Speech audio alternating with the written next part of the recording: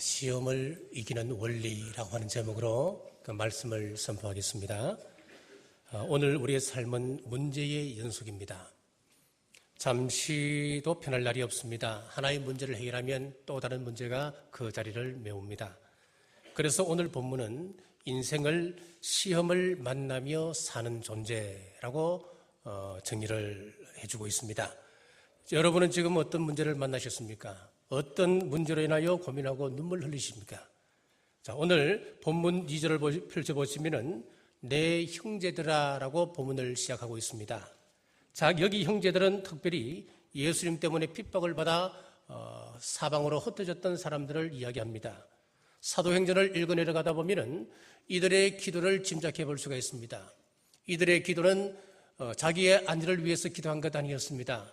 예수님을 믿기 위하여 예수님을 믿다가 잡혀서 고문당할 때에도 내가 주님을 부인하지 않게 해달라고 하는 기도를 드렸다는 것을 짐작해 볼 수가 있습니다. 그러므로 흩어졌던 12지파 사람들은 죽음을 각오한 사람들이었습니다. 야고보서를 읽으면 우리에게 고난이 닥쳐올 때 어떻게 인생을 승리할 수 있을까? 지혜와 능력을 가르쳐줍니다. 시험을 이기는 원리 첫 번째는 시험을 기쁘게 여겨야 합니다. 본문 2절 말씀입니다. 내 형제들아 너희가 여러 가지 시험을 당하거든 온전히 기쁘게 여겨라. 시험이 올 때 피하라 그렇게 말씀하지 않습니다. 온전히 기쁘게 여겨라 말씀하고 있습니다. 성경은 우리가 예수님을 믿기만 하면 우리에게서 환난이 벗어난다, 환난이 우리에게서 떠나간다 그렇게 말씀하지 않습니다. 성령 충만한 사람도 고난이 있습니다. 믿음 좋은 사람들에게도 고난이 있습니다. 50년 이상 신앙생활하고 할아버지 할머니가 된 사람들에게도 시험은 여지없이 다가옵니다. 이 땅 모든 사람들은 시험이 있습니다. 그때 우리 주님의 약속을 붙드십시오. 요한복음 16장 33절 이것을 너희에게 이르면 너희로 내 안에서 평안을 누리게 하려 함이라. 세상에서는 너희가 환난을 당하나 담대하라. 내가 세상을 이기었노라. 이 평안은 우리에게 부딪혀오는 시련과 환난에도 불구하고 상황이 빼앗아갈 수 없는 그런 평안을 이야기합니다. 이런 평안을 약속하면서 세상에서 너희가 환난을 당하나 담대하라 그랬습니다. 우리 주님의 약속은 환난을 제거해 주시겠다고 하는 것이 아니었습니다. 환난 속에서 승리하라, 담대하라 우리에게 말씀합니다. 사도행전 14장 22절에 제자들의 마음을 굳게 하여 이 믿음에 머물러 있으라 권하고 또 우리가 하나님 나라에 들어가려면 많은 환난을 겪어야 할 것이라. 우리가 천국 가려면 많은 환난을 겪어야 된다라고 말씀하고 있습니다. 물론 환난 겪는 것이 천국 가는 조건은 아닙니다. 그러나 이 환난에는 중요한 의미가 있습니다. 야고보서를 보게 될 때에 이 환난이 우리를 교육시키고 훈련시키고 또 연단하여서 우리로 하여금 그리스도의 인격과 또 주님의 형상을 담는 모습으로 만들어져 가는 것입니다. 그러므로 우리가 시험을 주는 분명한 이유를 알아야 됩니다. 시험으로 우리의 실력을 점검하십니다. 시험으로 우리의 부족을 드러내시고 뒤떨어진 면 시험 치는 동안 발견하게 됩니다. 창세기에 보면 아브라함이 등장을 하지요. 아브라함의 생애를 보면 그의 생애가 가면 갈수록 시험의 강도가 높아지는 것을 알 수가 있습니다. 그의 마지막에 절정을 이루는 시험, 100세 때 낳은 아들 이삭을 하나님께 번제로 바치라고 말씀합니다. 자, 이 시험장에는 이렇게 기록되어 있습니다. 2일 후에, 이 모든 것 후에라고 기록하고 있습니다. 다시 말하면은 그 시험은 아브라함이 전에 크고 작은 여러 가지 시험을 겪고 난 이후에 최후의 시험, 100세 때 낳은 아들 이삭을 바치라라고 하는 그런 의미입니다. 초등학교 1학년 학생들에게 루트가 나올 수 있겠습니까? 1학년 학생들에게는 더하기 빼기 나옵니다. 2학년 들어가면 국어단을 외우기 시작하고 3학년, 4학년이 되면 분수를 배우게 되는 것 아니겠습니까? 우리 성도들에게도 마찬가지입니다. 그의 믿음의 수준에 따라서 그 시험의 단계를 높여 가십니다. 아브라함이 넘어지기도 했습니다. 수많은 실패를 거듭했습니다. 하지만 그런 모든 실패를 딛고 그는 극복하고 나아갈 때에 그의 최후의 시험, 100세 때 낳은 아들 이삭을 바쳐라는 그 시험에 통과할 때에 믿음의 조상이라고 하는 반열에 올라서게 되는 것입니다. 사랑하는 성도 여러분, 하나님이 못하실 것이 어디 있습니까? 우리 하나님은 말씀 한마디로 천지 만물 우주를 창조하신 분이십니다. 우리 하나님 능력의 주님께서 요셉이 억울한 누명을 쓰고 감옥에 들어갈 때에 하나님께서 그가 감옥에 들어가지 않게 하실 수 있는 능력이 있으신 분이셨습니다. 다니엘이 하나님을 잘 섬긴다고 하는 죄로 사자굴에 던져질 때에 하나님께서는 사자굴에 던져지지 않도록 막아설 수 있는 분이셨습니다. 사드락과 메삭과 아벤노고가 하나님만 섬기고 다른 우상에게 절하지 않는다고 하는 죄로 7배나 더 뜨거운 불못불에 던져지게 되는 그 위기에 처했을 때에 하나님께서 그들에게 불못불에 던져지지 않도록 할 수 있는 능력이 있으신 분이 우리 하나님이십니다. 그런데 하나님은 한결같이 그들에게 이런 엄청난 사건이 일어나도록 내버려 두십니다.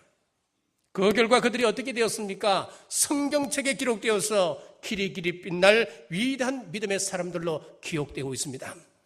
그리고 오늘 본문에 내 형제들아, 그래서 우리가 이 시험을 이유를 알고 온전히 기쁘게 여기라라고 말씀하는 겁니다. 그리고 오늘 본문에 내 형제들아, 너희가 여러 가지 시험을 당하거든 그랬습니다. 그렇습니다. 우리가 당하는 시험이라고 하는 것은 한두 가지가 아닙니다. 오늘 말씀 따라 여러 가지 시험을 우리는 당하고 살아갑니다. 하나님 주시는 시험이 있습니다. 또 우리가 실수로 우리의 탐욕 때문에 마귀가 펼쳐놓은 그 덫에 걸린 그런 유혹도 시험도 있습니다. 마귀의 시험은 크게 3가지로 요약될 수 있습니다. 돈과 이선과 명예욕입니다. 돈은 우리가 통제하기 참 힘듭니다. 벌어도 만족함이 없는 것이 돈입니다. 그래서 성경은 돈을 사랑하지 말라 그랬습니다. 돈을 잘 관리하고 잘 쓸 수 있어야 되는데 돈을 바치고 드리고 나누고 베푸는 그 삶은 훈련으로 가능한 것입니다. 돈 많다고 많이 베푸는 것 아닙니다. 반대로 돈이 적다고 그 베풀지 못하는 삶 사는 사람 없습니다. 그것은 훈련으로 가능하다고 하는 겁니다. 교회에서는 돈 거래가 없어야 됩니다. 아무리 친한 사람이라도 또 교회 안에서 돈을 빌리고 빌려주는 일은 없어야 됩니다. 또 교회 안에서 이것이 허용되면 반드시 거기에는 큰 문제가 생길 수밖에 없습니다. 그렇기 때문에 돈 거래는 삼가하고 개도 교회 안에서 해서는 안 됩니다. 꾸는 일이나 꾸주는 일도 해서는 안 됩니다. 다만 내가 그냥 주는 마음으로 돌려받을 마음 없이 주는 것은 괜찮습니다. 그리고 이성에도 주의하셔야 됩니다. 요즘 세상은 무서운 세상입니다. 평범한 주부들 사이에도 애인 만들기가 열풍이라고 하는 이야기를 듣습니다. 요즘 이런 시대에 아내가 교회에 다닌다고 하는 것이 남편에게는 얼마나 큰 축복인지 모릅니다. 교회에 다니는 여성이 애인 만들기 꿈이나 꾸겠습니까? 한 주부가 있었습니다. 의사인 남편 덕에 부유한 삶을 살아갔었습니다. 그런데 어느 날 동창회를 나갔더니만 한 동창회 친구가 남자친구를 소개해 주었습니다. 그래서 1년 동안 사귀었습니다. 그런데 들통이 나서 이혼을 당하고 지금은 노래방 도우미를 하며 생계를 꾸민다고 하는 이야기가 있습니다. 성도에게 이런 일이 거의 없지만은 그래도 이성의 문제는 순식간에 실수로 일어날 수 있는 부분이기 때문에 우리가 조심해야 됩니다. 그리고 또 하나는 명예욕입니다. 우리 신앙생활에서 제일 조심해야 될 분이 바로 이 명예욕인데 신약 성경에서 가장 큰 문제를 안고 있었던 교회로 고린도 교회를 이야기하고 있는데 이 고린도 교회에도 이 3가지 문제가 어김없이 등장합니다. 돈 문제는 고린도전서 6장에서 짧게 이야기하고 이성의 문제는 5장에서 7장에서 제법 길게 할애를 하고 있습니다. 그리고 나머지는 전부 다 보면 명예욕에 관한 이야기를 하고 있습니다. 1장에서 4장까지는 파당 문제를 다루고 있는데 왜 파당이 생기겠습니까? 그것은 알고 보니까 명예욕 때문에 그렇습니다. 그리고 고린도전서 8장에서 11장까지는 우상에게 드려지는 재물 문제를 다루고 있는데 이것을 다루면서 누구 신앙이 바른 신앙이냐? 그것도 알고 보니까 명예욕 문제였습니다. 그리고 12장에서 14장까지는 은사와 방언 문제를 다루고 있는데 누구 은사가 더 큰 은사인가? 방언이 큰가? 예언이 큰가? 자, 결국 이것도 보니까 누가 높은가 하는 명예욕 때문에 일어나는 문제였습니다. 우리에게서 이 명예욕만 줄일 수 있다면 시험을 현저히 줄여나갈 수가 있습니다. 자, 이렇게 마귀는 우리의 본능에 다가와서 유혹하고 있습니다. 그런가 하면 하나님께서 새롭게 서시기 위해서 하나님이 주시는 권한 또한 있습니다. 요셉이 형제들에게 미움을 받다가 노예로 팔려가 이집트에서 고난을 당합니다. 하지만 이 고난은 하나님의 기쁘신 뜻 가운데 일어난 고난이었습니다. 창세기 45장 5절 말씀에 보니까 당신들이 나를 이곳에 팔았다고 해서 근심하지 마소서, 한탄하지 마소서. 하나님이 생명을 구원하시려고 나를 당신들보다 먼저 보내셨나이다. 하나님께서 요셉에게 이런 고난을 허락해 주셨다. 그렇게 요셉을 통해서 고백하고 있게 합니다. 자, 그리고 아무리 생각해봐도 내 머리로는 이해가 되지 않는 그런 고난 또한 있습니다. 애매한 고난이 있습니다. 내가 잘못했기 때문에 겪는 고난이라면 하나님의 긍휼을 바라고 무릎 꿇고 기도하면 되지 않겠습니까? 또 하나님의 뜻하심이 있는 그런 고난이라고 한다면 회복하심의 은혜를 기대하고 우리가 참고 인내하고 기다리면 되지 않겠습니까? 그러나 때마다 일마다 일이 꼬이고 엉키고 넘어지고 깨어지는데 이해할 수가 없습니다. 그 고난이 끝이 보이지가 않습니다. 이사야서 55장 8절에서 9절에 보면은 이는 내 생각이 너희의 생각과 다르며 내 길은 너희의 길과 다름이니라. 여호와의 말씀이니라. 이는 하늘이 땅보다 높음같이 내 길은 너희의 길보다 높으며 내 생각은 너희의 생각보다 높음이니라 라고 했습니다. 우리 머리로는 이해하기 어렵더라도 언제나 우리가 하나님의 뜻 안에 있는 고난이라고 생각하고 오늘 본문 2절 말씀처럼 온전히 기쁘게 여기시는 여러분 되시길 간절히 바랍니다. 자, 2절 말씀해 보니까 여기라라고 하는 동사가 나오는데 이 여기다라고 하는 이 말은 본래 평가하다라고 하는 그런 의미를 가지고 있습니다. 여러분은 시험이 올 때에 그 시험을 어떻게 평가하고 계신지요? 자, 욥은 모든 면에 있어서 부족함이 없는 성공적인 삶을 살았던 사람이었습니다. 그런데 하루아침에 고난을 당하는데 자기에게 남아있는 것이라고는 목숨 이외에는 모두 다 사라져버렸습니다. 그의 고난을 보고 친구들이 찾아와서 비웃습니다. 그리고 놀려댑니다. 그 친구들을 향하여서 욥기 23장 10절 말씀에 보니까 나의 가는 길을 오직 그가 아시나니 그가 나를 단련한 후에는 내가 천금같이 나오리라. 너희들은 모르지만 하나님께서는 알고 계신다. 하나님께서 나에게 이런 고난을 허락하신 것은 나를 천금같이 순전한 사람으로 만들기 위함이다. 자, 욥은 여기서 모든 고난을 하나님께서 자기를 단련하기 위한 도구였다, 그렇게 고백하고 평가하고 있습니다. 이 환난과 시련이 그의 인격을 만들어감을 믿었기 때문에 그는 시험을 통과할 수가 있었습니다. 자, 로키 산맥의 수목 한계선은 3,000m라 그럽니다.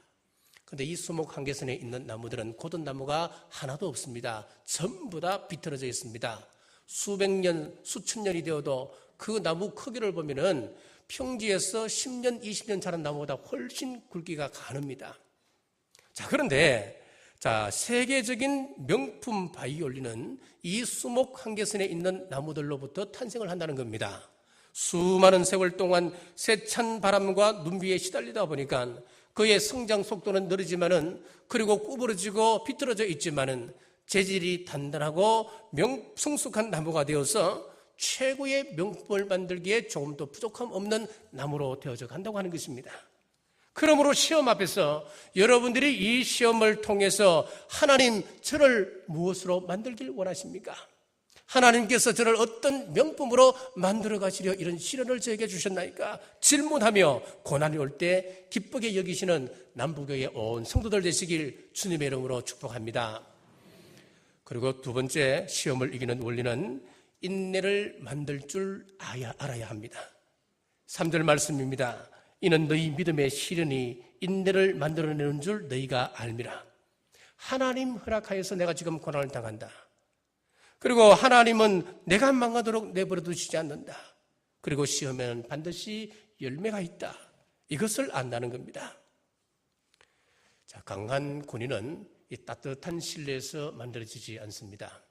한겨울날 얼음을 깨고 물속에 뛰어들고 또 때약볕이 내리쬐는 한 여름날 땅을 기고 갯벌을 기어다니며 그리고 산악 행군을 하고 평지를 뛰어다니는 강간 훈련을 통해서 강한 군사로 거듭날 수 있듯이 신앙의 우리 성도들도 시험과 시련을 통해서 강하여지고 인내를 만들어갑니다. 그래서 오늘 본문은 이 시련을 믿음의 시련이다 그렇게 말씀을 하고 있는 겁니다. 골리앗을 죽이고 민족을 구원했지만은 사울 왕에게 쫓겨 도피하는 다윗이 하나님 앞에 감격적인 그런 고백을 하지 않습니까? 여호와는 나의 목자시니 내가 부족함이 없으리로다. 그가 나를 푸른 초장 실만한 물가로 인도하시는도다. 내 영혼을 소생시키시고 자기 이름을 위하여 의의 길로 인도하시는도다. 내가 사망의 음침한 골짜기로 다닐지라도 해를 두려워하지 않을 것은 주께서 나와 함께 하심이라. 그가 이런 고백을 할 수 있다고 하는 것은 인내를 이루시는 주님의 손길을 바라볼 수 있었기 때문이었습니다. 결과를 미리 알면 고난이 문제가 되겠습니까? 시련과 역경이 무슨 문제가 될 수 있겠습니까?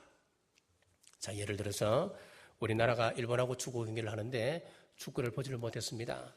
그런데 뉴스를 보니까 3대2로 통쾌하게 역전승을 거두었다는 겁니다. 그래서 저녁에 재방송을 보게 됩니다. 전반을 마치기 직전에 한 골을 먹었습니다. 1대0으로 끌려가고 전반을 마쳤습니다. 후반전이 시작되었습니다. 시작하자마자 또 골을 먹었습니다. 2대0이 되었습니다.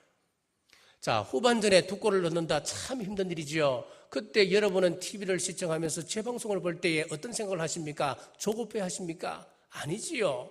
이미 3대2로 통쾌하게 역전승을 한다는 것을 알고 있기 때문에 우리는 비록 2대0으로 끌려간다 할지라도 조급하지 않습니다. 우리는 느긋하게 시청할 수가 있는 것입니다. 마찬가지로 지금 우리의 상황이 어렵고 힘들고 짜증스러워도 이 고난이라고 하는 이 산을 넘게 되면 저 너머에는 하나님께서 큰 복을 가져다 놓고 기다리고 있다. 이 사실을 안다면 우리가 슬퍼하거나 낙담하지 않습니다. 어떤 문제 앞에서도 우리는 여유를 찾을 수가 있습니다. 히스기야가 죽는다는 말을 들었을 때에 그가 하나님 앞에 어떤 기도를 했습니까? 질병에 대한 그의 태도를 한번 보겠습니다. 이사야 38장 17절 말씀해 보니까 보옵소서 내게 큰 고통을 더하신 것은 내게 평안을 주려 하십니다. 주께서 내 영혼을 사랑하사 멸망의 구덩이에서 건지셨고 내 모든 죄를 주의 등 뒤에 던지셨나이다. 이 말은 무슨 이야기냐면은 지금 히스기야가 피부병에 걸려서 죽게 되었습니다. 당신은 곧 죽습니다. 이사야 선지자가 이야기했을 때에 그가 하나님 앞에 나가서 기도했던 기도의 내용인 거예요. 하나님께서 나에게 이런 고통을 주시고 이러한 시련을 허락해 주신 것은 나에게 평안을 주기 위함이다. 나는 이러한 고통이 오히려 나는 더 기쁘다 즐겁다 그렇게 고백하고 있는 그런 기도입니다. 여러분, 사도 바울이 로마서 5장 3절에서 4절에서 이렇게 이야기합니다. 우리가 환난 중에서 즐거워하느니 이는 환난은 인내를, 인내는 연단을, 연단은 소망을 이룰 줄 알미로다 그랬습니다. 사도 바울이 얼마나 어려운 그런 고난을 겪었습니까? 얼마나 많은 환난을 겪었습니까? 그가 그 환난 가운데도 즐거워할 수 있고 기뻐할 수 있던 이유는 환난을 통하여서 하나님께서 이루어질 그 상을 바라봤기 때문에 그렇습니다. 인내를 이루어간다, 소망을 이룰 줄 안다 그렇게 고백하지 않습니까? 그러므로 히브리서 12장 2절처럼 믿음의 주요 또 온전케 하시는 이인 예수를 바라보자. 저는 그 앞에 있는 즐거움을 위하여 십자가를 참으사 부끄러움을 개의치 아니하시더니 하나님 보좌 우편에 앉으셨느니라. 우리 주님께서 그 십자가의 고통을 참으신 이유가 무엇입니까? 십자가의 영광을 바라봤기 때문에 그렇다는 거예요. 우리 주님께서 걸어가신 그 길을 우리 믿음의 후손들도 예수님의 그 십자가를 바라보라는 거예요. 우리 남북의 모든 성도들은 문제를 문제로 보지 말고 지금 현재 당하는 그 고난의 과정을 바라보지 말고 마지막 결과에 초점을 맞추고 인내를 온전히 만들어 가시기를 주의 이름으로 축복합니다. 시험을 이기는 원리 세 번째는 인내를 온전히 이루어야 합니다. 4절 말씀입니다. 인내를 온전히 이루라. 이는 너희로 온전하고 구비하여 조금도 부족함이 없게 하려 함이라. 자, 신앙의 거장들을 쭉 살펴보면은 시험 속에 사명이 있다고 하는 것을 깨닫게 됩니다. 여러분 가운데 극심한 환난을 통과하신 분이 계십니까? 그러면은 우리 성도들 가운데 환난 가운데 힘들어하는 그분들을 위하여 기도하라고 하는 사명이 여러분들에게 주어졌습니다. 불치병에서 고침받았습니까? 그렇다면 지금 내 이웃 가운데, 내 성도들 가운데 병으로 인하여 고통하고 좌절해 있는 그분들을 위하여 기도하라고 하는 사명이 그에게 주어졌습니다. 시험 속에 복이 있습니다. 우리가 고난당하다 보면 우리의 영성이 깨끗해집니다. 맑아집니다. 그리고 이 시험 속에는 하나님의 보너스가 들어있습니다. 태어난 지 석 달 만에 바로 공주의 품 안에서 자라야 했던 비운의 사람 모세를 보십시오. 하나님께서 40년 동안 왕궁 생활을 하게 하시다가 다시 40년 동안 광야로 불러내어서 극심한 시험을 하십니다. 자, 그러지만 그렇게 단련된 모세를 하나님께서 이 땅에 있는 모든 사람들 가운데 가장 온유하다, 그렇게 평가를 하셨습니다. 그것이 바로 고난이 주는 복이라고 하는 것입니다. 아버지의 총애를 받다가 하루아침에 이집트의 노예로 팔려간 요셉, 웬 시련이 그렇게 혹독하고 잔인한지요. 그의 시련은 계속되었지만 그는 하나님 앞에 정직했습니다. 하나님을 더 신뢰했습니다. 또 하나님 앞에 더 진실했습니다. 그럴 때 그를 민족을 구원하는 구원자로 세워주셨습니다.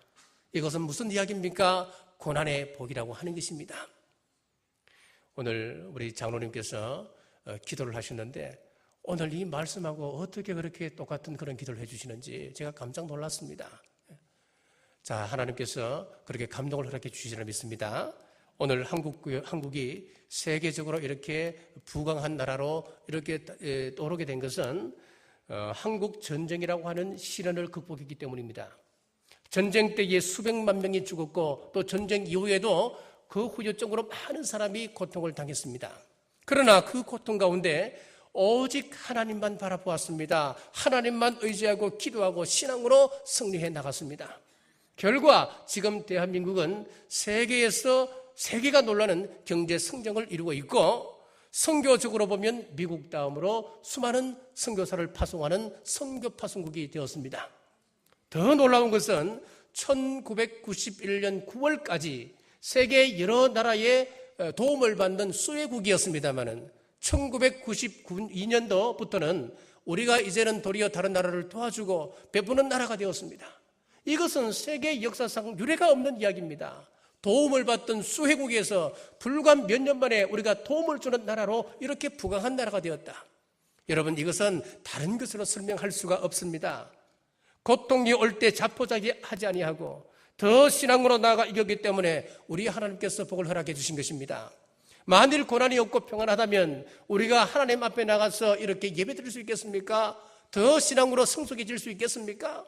아닙니다, 여러분. 고난이 있었기 때문에 우리의 조상들은, 우리의 선배들은 목숨을 걸고 산으로 들러나가서 밤을 새워서 하나님 앞에 기도할 수 있었습니다.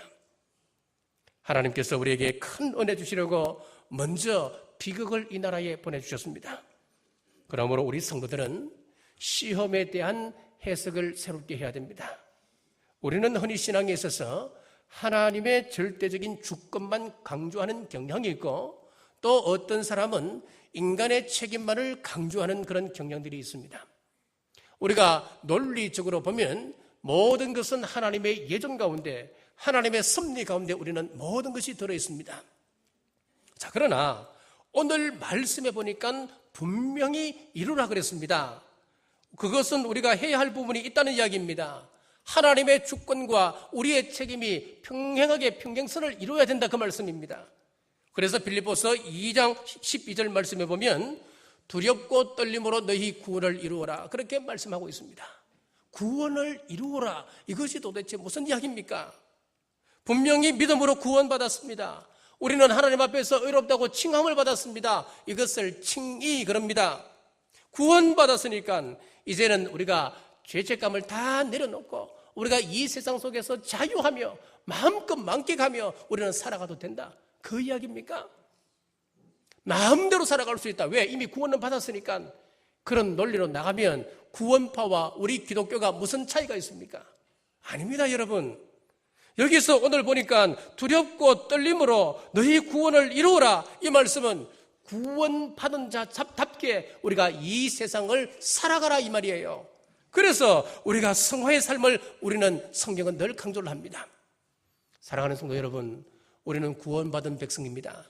그럼 구원받은 백성답게 우리는 성화의 삶을 날마다 이루어야 됩니다. 오늘 본문에도 보니까 인내를 온전히 이루라 그랬습니다. 여기서 온전이라고 하는 이 말씀은 어떤 뜻이냐 하면은 견습공이 이제 훈련 기간을 끝내고 정식적으로 일을 하게 될 때 온전, 그렇게 이야기를 하는 거예요. 인내를 온전히 이루라, 구원받은 자답게 인내하며 살라는 겁니다. 자, 이것도 성화의 삶을 살 것을 우리에게 명령하고 있는 말씀입니다. 자, 한국인의 의식구조라고 하는 책을 쓴 이규태 씨의 칼럼을 보면은 이런 이야기가 있습니다.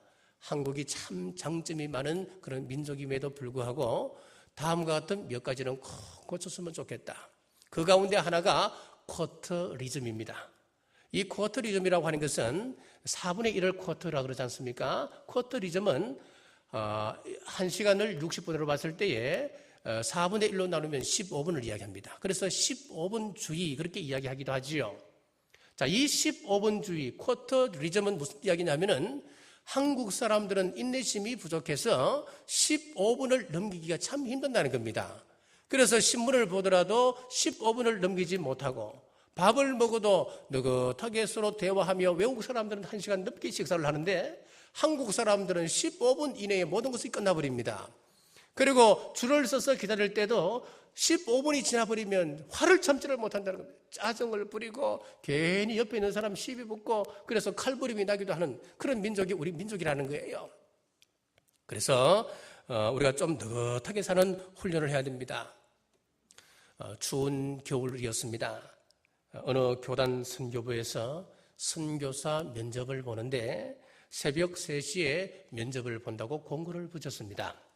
새벽 3시에 면접을 본다고 하니까 한 선교사 후보생이 면접 장소로 새벽 3시에 나갔습니다. 그런데 문은 꼭꼭 닫혀 있고 면접관은 나타나지 않습니다. 5시간을 기다렸더니만 아침 8시에 문을 열어서 나오는 겁니다. 한겨울날 새벽 3시부터 기다렸으니까 얼마나 추웠겠습니까? 그 추운 사람 실수시켜 놓고 그 면접관이 나와서 미안하다 한마디 없이, 아이고 오셨냐고, 이제 들어오시라고, 이제 면접을 보겠다고. 그랬더니만 순순히 그냥 말을 한마디 하지 않고 따라 들어갑니다. 이제 면접을 보겠습니다. 자, 첫째 문제입니다. 자, 학교라고 하는 말을 영어로 스쿨이라고 그러지요. 스쿨을 영어 철자로 한번 써보세요. 이거 초등학교 1학년들에게나 묻는 질문 아니겠습니까? 사람 인격을 무시하는 질문 아니겠습니까? 그런데 아무런 대답하지 않고 철자를 이야기했습니다. 잘했습니다. 자, 두 번째 문제입니다. 2의 자성은 얼마입니까? 예, 4입니다. 잘하셨습니다. 그리고는 이 면접관이 당신은 합격입니다. 그러고 하는 이야기가 성실하게 대답해 주셨으니까 내일 선교위원회에 가서 내가 당신을 적극적으로 추천하겠습니다. 그 다음날 선교위원회에 가서 그 면접관이 선교사 후보를 추천하기를, 첫 번째 이 사람은 극기 훈련의 시험에 합격했습니다. 새벽 3시부터 5시까지 5시간을 꼬박 그 추운 데서 꼼짝하지 않고 기다렸습니다. 두 번째는 시간을 엄수하였습니다. 그는 신뢰와 약속의 시험에 통과를 했습니다. 세 번째는 이분은 5시간을 기다리는 인내의 시험에 합격했습니다. 그리고 네 번째는 어린이 시험 문제로 시험을 보던데도 기분 나쁜 표정 한번 짓지 아니하고 겸손하게 시험에 합격했습니다. 그래서 겸손의 시험에 합격했습니다. 우리가 요구하는 선교사의 자격 요건을 다 갖추기 때문에 나는 이 사람을 적극적으로 선교사로 추천합니다. 사랑하는 남부가족 여러분, 내게 원치 않는 시험이 주어질 때에 극기의 시험, 그리고 신뢰와 약속의 시험, 인내의 시험과 겸손의 시험에 합격하시기를 바랍니다. 그리하여 인내를 온전히 이루어가시기를 주의 이름으로 축복합니다. 말씀을 맺겠습니다. 우리가 이 땅에 살면서 인생이라고 하는 세파 속에서 늘 고난을 앞에 두고 살아갑니다. 고난은 문제가 아니라 훈련입니다. 고난을 팔자속아내라 이야기하면 믿음 없는 말입니다. 고난당하는 저와 여러분들에게 우리 주님께서 약속의 말씀을 주십니다. 마태복음 11장 28절에서 30절 말씀에 수고하고 무거운 짐진 자들아 다 내게로 오라, 내가 너희를 쉬게 하리라. 나는 마음이 온유하고 겸손하니 나의 멍에를 메고 내게 배우라. 그러면 너희 마음이 쉼을 얻으리니 이는 내 멍에는 쉽고 내 짐은 가벼움이라 하시니라. 우리 주님께서는 우리에게 쉼을 허락해 주시기로 약속하고 계십니다. 우리가 쉼 없기를 바라고 계시는 분이 우리 주님이십니다. 그런데 우리 주님께서 주시는 조건이 하나 붙어 있습니다. 나의 멍에를 메라, 그렇게 먼저 선행 조건으로 허락해 주셨어요. 여기서 멍에가 무엇이겠습니까? 우리의 고난을 이야기합니다. 내 십자가를 이야기합니다. 우리가 주님 주시는 평안을 누리기 위해서는 먼저 하나님 주시는 그 고난들, 멍에를 내가 져야 한다라고 성경은 분명히 말씀합니다. 건강을 잃어서 힘들어하십니까? 경제적으로 힘들어서 숨도 못 쉬며 지금 넘어져 가고 있습니까? 밀턴은 시력을 잃고 난 이후에 신라군이라고 하는 불후의 명작을 남겼습니다. 베토벤은 청력을 잃고 난 다음에 그는 이전보다 더 위대한 곡을 썼습니다. 핸델은 전신마비를 당한 후에 메시아를 작곡했습니다. 지금 아프다, 남들 같지 않다, 여러분 원망하지 마십시오. 기쁘게 여기고 상급이 있을 줄 알고 인내를 온전히 이루어야 합니다. 그 고통을 내가 메고 가셔야 합니다. 파스칼은 말하기를 당신을 섬기라고 내게 건강을 주셨건만 나는 세상을 위하여 전부 다 서버렸습니다. 이제 나를 일깨워 주시려고 나에게 병을 주셨습니다.